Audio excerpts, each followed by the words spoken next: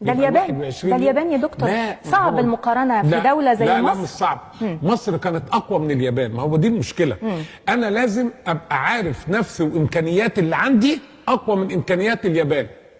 امكانيات اللي عندي اقوى من امكانيات دول شرق اسيا لو استثنينا الصين لوحدها. امكانيات وموارد، ما هي دي المشكله. طيب هو انا ليه ببقى دماغي شغاله؟ ده سؤال اكيد طبعا اي حد دلوقتي شايفني عايز يقول طب ايه هي الامكانيات؟ تمام. امكانيات مصر. تمام. الحكمه الاقتصاديه او المقوله الاقتصاديه السليمه تقول ايه حضرتك؟ اداره ذكيه وموارد غبيه افضل 1000 مره من اداره غبيه وموارد ذكيه. ده مصر واليابان.